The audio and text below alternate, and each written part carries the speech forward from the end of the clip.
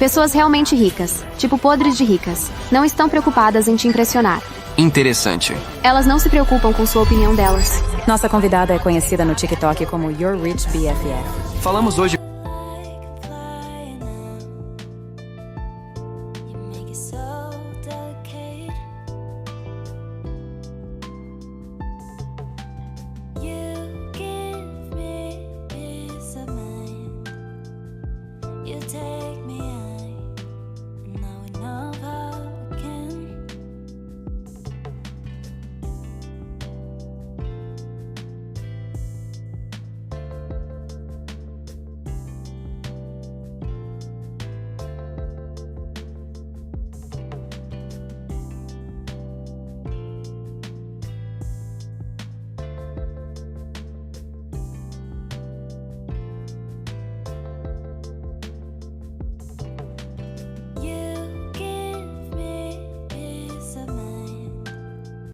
Sejam bem-vindos de volta ao podcast. Estou muito empolgado de receber a convidada Vivian Tu. Ela trabalhou como investidora na Wall Street, é especialista financeira, professora, coach, podcaster e autora do livro Rich AF, que fala sobre a mentalidade do vencedor e dinheiro.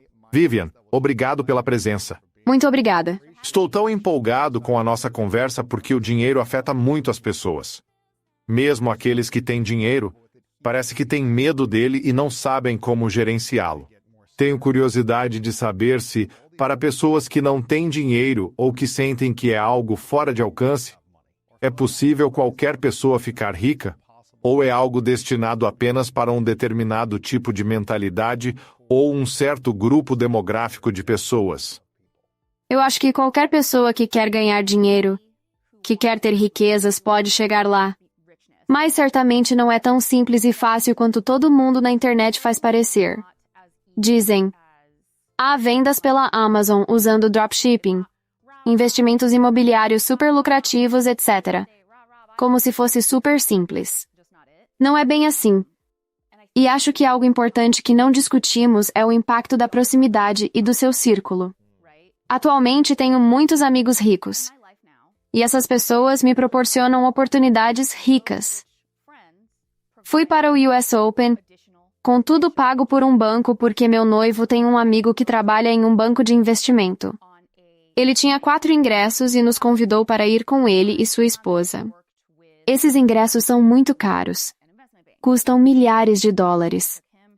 Tenho amigos que tinham um contador incrível. E eles tinham uma excelente e muito lucrativa equipe de negócios. E disseram que eu deveria conversar com o time deles. E foi assim que conheci meu gerente de negócios. Se você não tem contato com pessoas que têm dinheiro, que obtiveram sucesso, seguiram um plano e conquistaram seus objetivos, como você vai aprender?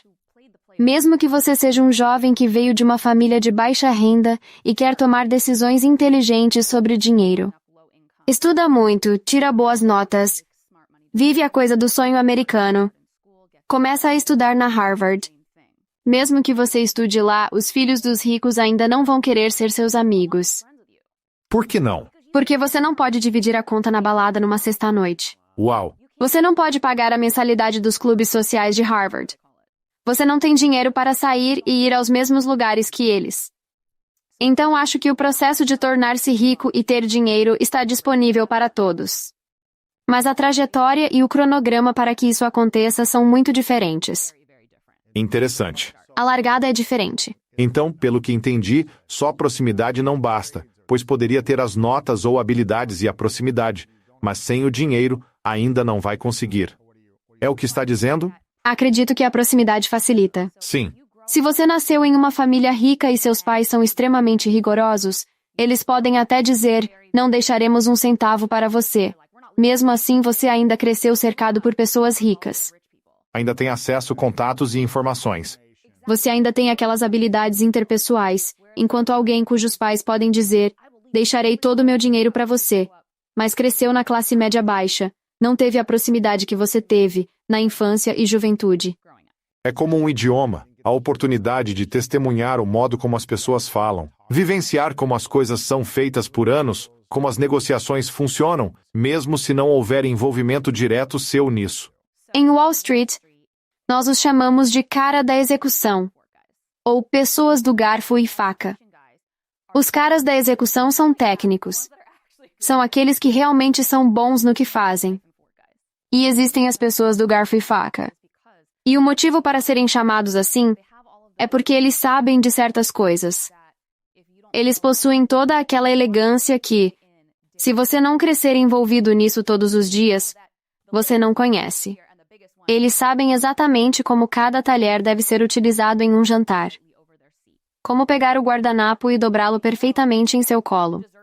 Sabem que a colher de sobremesa deve ser posicionada em determinada posição. Eles têm certas habilidades sociais que os ajudam a identificar outra pessoa rica. É como se conseguissem sentir o cheiro da riqueza. Sério? Sim, Mas existem também os falsos ricos.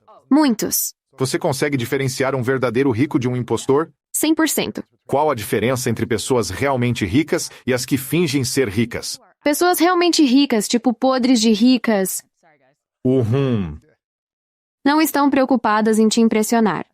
Interessante. Falo sobre isso no meu livro. Elas são tipo predadores no topo da cadeia alimentar. Elas não se importam com sua opinião. Nossa, É o cara comum que você vê entrando em um prestigioso restaurante 3 estrelas Michelin com uma roupa normal e básica. Ele come sua refeição calmamente. Deixa generosos 50% de gorjeta, porque pode. Isso é a verdadeira riqueza. Depois, em contraste, você tem a riqueza de faz de conta que vai ao mesmo restaurante, cobertos de etiquetas de grife e causando situações desnecessárias. Por que essa água não é com gás? Essa é água sem gás. Eu não gosto. Isso e aquilo. Para eles a experiência toda é novidade. E no final ainda deixam só 10% de gorjeta.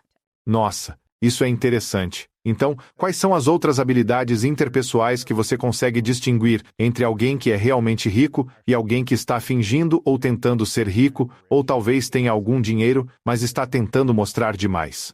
Então, eu diria que as pessoas que querem parecer ricas se gabam de coisas materiais. Dizem, vejam minha nova bolsa, vejam meu novo carro. Pessoas realmente ricas, elas não se gabam assim. Elas falam sobre experiências que vivenciaram. Sinceramente, eu não conseguia me identificar com essas pessoas no início da minha carreira, porque eu não cresci com tanto dinheiro. Mas quando chegava o período de férias e as pessoas falavam sobre seus destinos, como ir para a Itália. Iates ou algo do tipo? Não necessariamente iates, mas todo mundo tinha um restaurante em Capri que você tem que experimentar. Cada um deles tinha seu lugar favorito para gelato em Veneza, e dava para perceber que aquela pessoa vivia a vida de uma maneira muito diferente daquelas que não têm esse tipo de acesso e dinheiro. Tantas pessoas não têm nem tempo livre e nem dinheiro para frequentar esses lugares. E mesmo que tivessem, estariam fazendo coisas comuns em vez de explorar, viver como um local, buscar algo diferente quando viajam. Na sua opinião, existe alguma maneira prática para melhorar a situação financeira? Se as pessoas estão sem dinheiro para os próximos meses, sem reserva de emergência e ainda com dívidas a pagar. Se alguém está financeiramente mal e sua saúde financeira está instável, quais são algumas estratégias que eles podem usar para aumentar sua renda ou voltar a uma boa situação financeira? Eu diria que algo que as pessoas têm dificuldade em perceber é que essas mudanças que você terá que fazer não são permanentes, são apenas temporárias. Sim. E vai ser desconfortável. Não vai ser divertido. E eu sou contra o conceito de cortar certos prazeres simples como se privar de comer sua torrada com abacate ou tomar seu café na rua. Sim. Mas se você estiver em um buraco financeiro e não houver escada para sair, você precisa cortar gastos. Você precisa fazer algumas mudanças temporárias desconfortáveis. E como você disse, nos concentramos tanto em cortar cada pequeno custo. Você sabe o quão difícil é eliminar 5.000 em gastos? Você sabe o quão fácil é pedir um aumento de 5.000 anuais? Um aumento de 5.000 acontece todos os dias. Isso é o normal, não é nada especial. Para cortar 5.000, sabe quantos cafés você tem que deixar de tomar? Sabe quantas refeições não poderá fazer fora? Quantos amigos você pode perder nesse processo? Então, novamente, eu acho que é muito importante pedir aquele aumento. E quero dizer um aumento de 10 a 15% ao ano. Você vai conseguir isso todo ano? Provavelmente não. Mas se você conseguir 7 ou 8%, está ótimo. Você deve lembrá-los por praticamente 6 meses do ano que você merece aquele aumento e que você quer dinheiro, que é motivado por dinheiro. Porque se você pedir em dezembro, quando todo mundo também está pedindo aumento, você estará no final da lista. Sim. Queremos estar no topo da lista quando o nosso chefe pensar em quem vai receber um aumento esse ano. O que um funcionário pode fazer para ser realmente estratégico ao buscar um aumento salarial? Como podem demonstrar seu valor, sua ética de trabalho, que estão alcançando resultados que vão aumentar a receita da empresa, ao invés de simplesmente dizer: me dê um aumento de 20% ou 10% porque eu mereço? Sim. Como podem fazer seus resultados visíveis? Resultados reais, ao invés de só quero um aumento, caso contrário, não estou feliz. Sim. Lembra dos 2 caras da Wall Street? Há os executores e os do garfo e faca. Do lado da execução, faça um portfólio de realizações no papel. Livro de conquistas. Um livro de conquistas, realizações ou apresentação promocional, chame como quiser, apenas faça um. É uma pasta em seu e-mail. Sempre que algo bom acontecer ou alguém da equipe elogiar você, coloque isso lá. Encaminhe para essa pasta. Se um cliente realçar seu excelente trabalho, inclua isso também. Coloque nessa pasta tudo de bom que acontece com você relacionado ao trabalho. Assim, quando precisar escrever autoavaliações irritantes, você pode revisitar e-mails e pensar: lembra daquela vez que fiz aquilo? Agora, tem resultados quantificáveis para mostrar. A segunda questão é sobre as pessoas garfo e faca. Há um estudo, e ele mostra que a pessoa mais inteligente não é aquela que ganha mais. Certo. Eles são o segundo ou terceiro mais bem pagos. Ser inteligente e ser o melhor funcionário te leva até um certo ponto. Mas a pessoa mais bem paga é essencialmente o queridinho ou a queridinha. Você precisa ser querido. E não é que você tem que ser uma pessoa que concorda com tudo e todos. Mas as pessoas têm que pensar e se lembrar de você. Você precisa estar em evidência. Você precisa estar sempre presente na mente das pessoas. E, infelizmente, é necessário ser popular no escritório. Não faltar no happy hour da empresa. Acontece ao participar daquele campeonato besta de pickleball com seu chefe. Sabe? Você tem que fazer essas coisas se realmente quer chegar em uma determinada posição. E eu sei que quem está ouvindo pode pensar: bem, eu tenho filhos. Não consigo participar da liga de pickleball. Não posso ir ao happy hour. Então combine de almoçar com seu chefe a cada 3 semanas. Reserve esse tempo. Faça uma pausa para o café. Porque isso pode te custar 15 minutos de produtividade. Posso te garantir que ninguém vai sentir falta desses 15 minutos do seu trabalho. Mas eles certamente vão se lembrar quando você contou aquela piada engraçada. Vão se lembrar daquela história que você contou sobre, sabe, aquela coisa engraçada que aconteceu no fim de semana, porque é assim que as pessoas se lembram de você. Não é sobre quem fechou aquele negócio incrível no último trimestre? Ninguém fala sobre isso. Sabe o que eu penso? Quem consegue ter uma boa atitude, energia e esforço de maneira consistente? Quem causa menos estresse? Sim.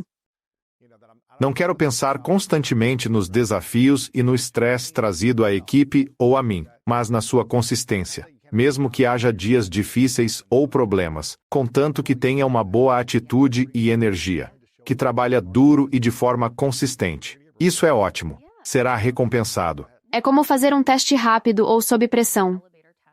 Quando você está olhando um currículo, quantas vezes alguém te perguntou sobre sua experiência de trabalho anterior detalhadamente? Sinceramente, poucas vezes fui perguntada a fundo. Sabe para o que todo mundo pergunta sobre o meu currículo? O quê? Eles olham no final, onde escrevo meus interesses e atividades preferidas.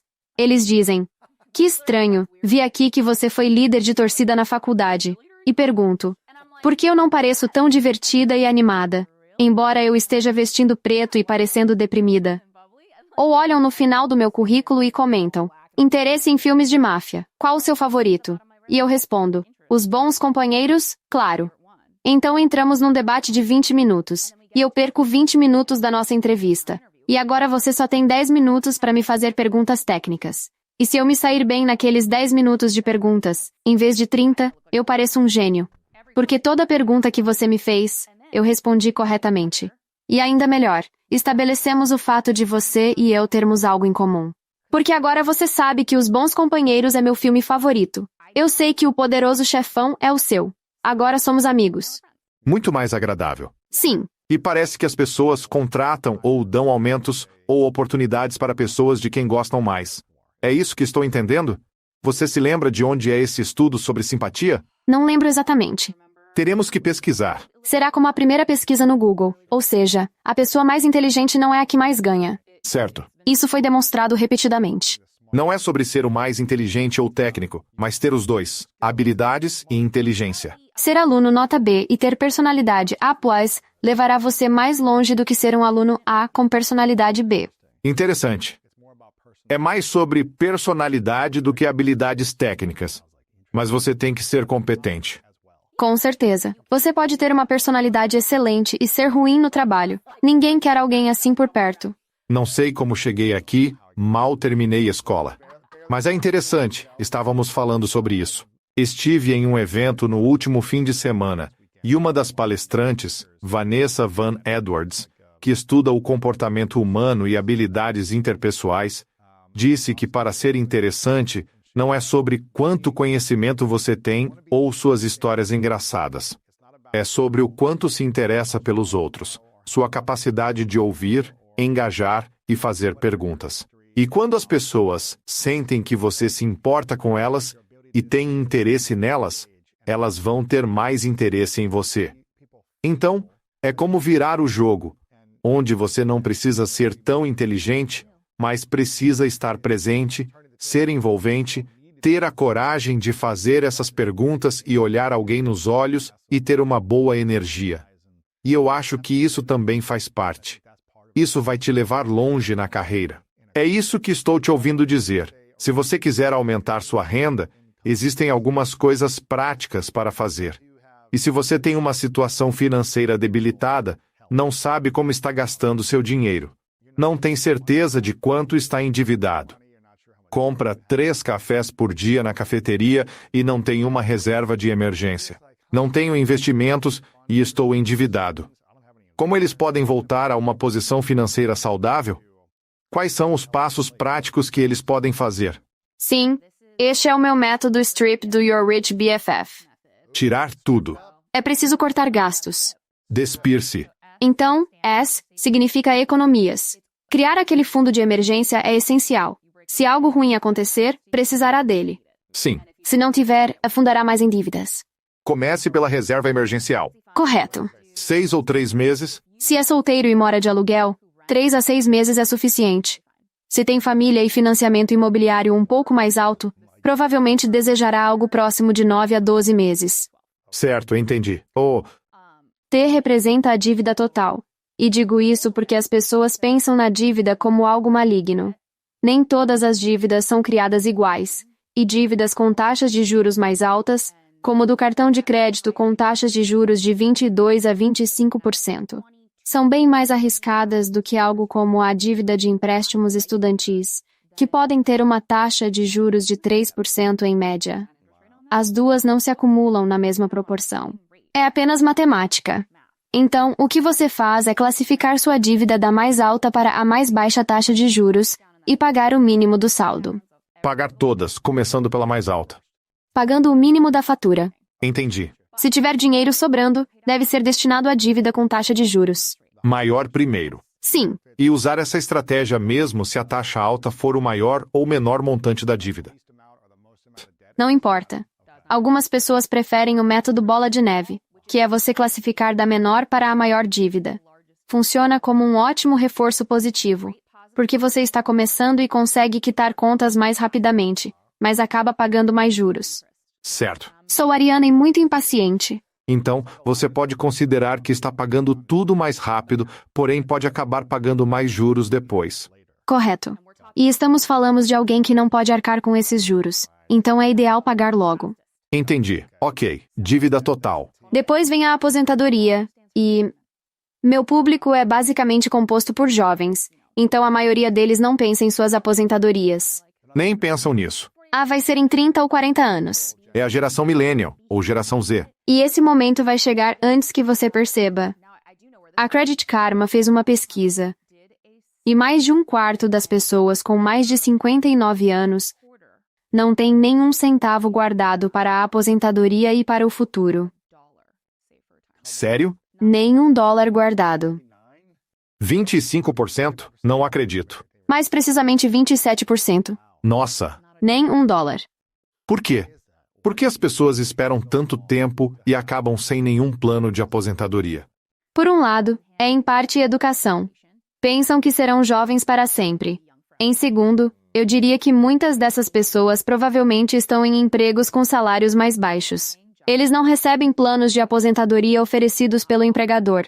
Eles também não sabem como criar o próprio plano individual. E coisas acontecem ao longo dos anos. Então, talvez você tenha sido muito responsável ao poupar dinheiro para a aposentadoria. Mas e se você ficar doente? Certo. Você não tem a opção de não buscar um tratamento médico. Imprevistos da vida. Sim. Mas é importante pensar na aposentadoria. E é aí que entra a minha parte favorita: bens fiscais. Bens fiscais? Bens de benefícios. Benefícios fiscais. Economizando e investindo para a aposentadoria, você pode ter benefícios fiscais. Isso é verdade. Num Hot 401k, numa IRA, numa Hot IRA. Em algum momento, seja o dinheiro entrando ou saindo, em algum momento você não precisa pagar impostos. Certo. E você pode fazer isso legalmente. O governo incentiva isso através do Código Tributário. Use a seu favor e não pague esses impostos. Certifique-se de economizar para a aposentadoria sem pagar impostos, porque é permitido. A aposentadoria é algo esquecido. Todos colocam dinheiro nas contas destinadas a isso e pensam: estou fazendo um ótimo trabalho e acabou. Mas não. Investir não é só colocar dinheiro nessas contas e esquecer que existe. É comprar coisas úteis com esse dinheiro. E, infelizmente, as pessoas esquecem de fazer isso o tempo todo. É recomendado investir o dinheiro da aposentadoria ou uma quantia separada? Com o dinheiro das contas de aposentadoria, digamos que você tenha um Roth IRA e deposite $5.000. Conheço pessoas que mantiveram dinheiro no Roth IRA por anos sem alocar esses fundos. Simplesmente deixaram num fundo de reserva, sem crescimento. E fazem comentários sobre Roth IRAs ou 401ks. Eles dizem: não sei o que você faz, mas meu dinheiro não cresceu. Eu pergunto: você investiu? E respondem que sim, coloquei no Roth IRA. Quando questiono se compraram fundos de índice ou fundos mútuos, se investiram em um fundo de aposentadoria com data-alvo? Usando aquele dinheiro? Aquele dinheiro. Interessante. A metáfora que uso no meu livro é ir ao supermercado. Você vai ao mercado, que nesse cenário é a corretora de fundos, e tem dinheiro na carteira. Imagine só circular pelo supermercado e voltar para casa pensando: por que não tem comida na geladeira? As pessoas agem assim. Na verdade, é preciso comprar as frutas, legumes e alguns lanchinhos. Você precisa comprar essas coisas se quiser tê-las em casa. Mas a maioria não sabe disso, né? Não. E esse é um dos maiores erros que vejo, o tempo todo. Então, investir dinheiro é uma etapa. E a última parte do método é o plano. Você tem um plano? Se não tiver, você não vai ter seu felizes para sempre. Não vai acontecer. Você tem que planejar. Que tipo de plano deveriam fazer? Qual a melhor recomendação? Acho muito importante conversar honestamente, seja sozinho ou com seu parceiro ou parceira, e discutir sobre como seria a aposentadoria ideal. Estando aposentados em Naples, na Flórida, ou talvez em Nápoles, na Itália. Porque os números para esses dois locais não são os mesmos. Vamos ajudar nossos filhos a pagar pela sua educação privada na faculdade? Ou vamos dizer para eles pegarem empréstimos? Queremos ter um animal de estimação? Quantos carros queremos ter? Quantas férias por ano vamos tirar? Quando nos casarmos, seus pais vão se mudar para a nossa nova casa?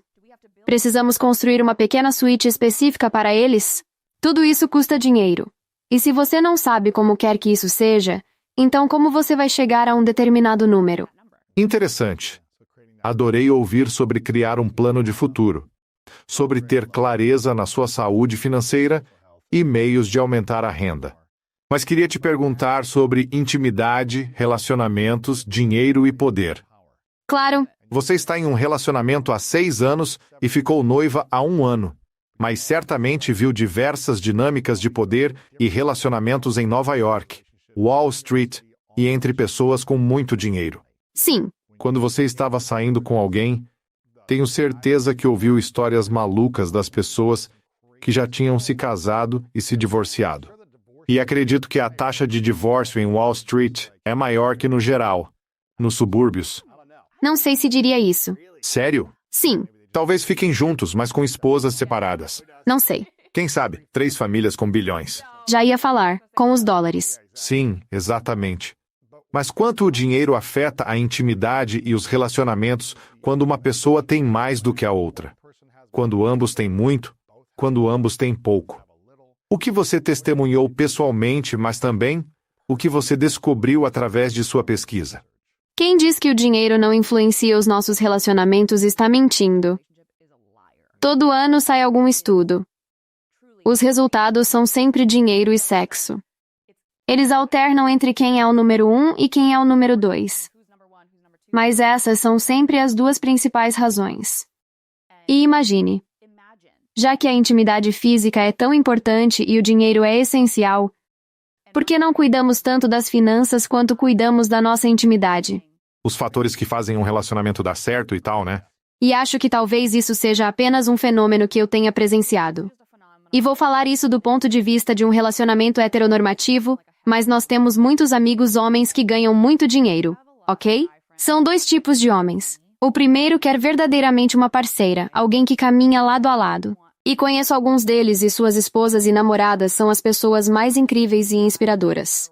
Elas têm o trabalho mais legal, ou sempre têm algo realmente empolgante para conversar, algo em que estão envolvidas apaixonadamente. Elas são muito legais. Bons seres humanos. Elas têm muito a oferecer, em todos os aspectos. O nível de cuidado é impressionante.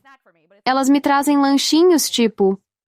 São extremamente atenciosas e parceiras muito legais. E do outro lado, existem aqueles homens que querem algo diferente do primeiro tipo. Que desejam um casamento mais tradicional. Alguém que fica em casa e cuida do lar. E não há nada de errado nisso quando há uma decisão mútua. Mas acredito que essa preferência tem muito a ver com pessoas que foram condicionadas, desde muito cedo, a pensar que precisam ser o provedor. E acho que existem muitos homens por aí que não conseguiriam lidar com o fato de que sua esposa ou companheira ganha mais dinheiro do que eles. Sério? 100%. Porque eu acho que isso seria como uma castração para alguns homens que não são confiantes em sua própria masculinidade. Sim. E na sua capacidade de prover através de outros meios que não monetários. Você acha que se uma mulher ganhar mais que o homem, o relacionamento vai eventualmente acabar? Não. É possível dar certo? Sim, com certeza. Mas é preciso conversar sobre isso. Eu ganho mais do que o meu companheiro e perguntei a ele se isso o incomodava. Te incomoda eu ganhar mais?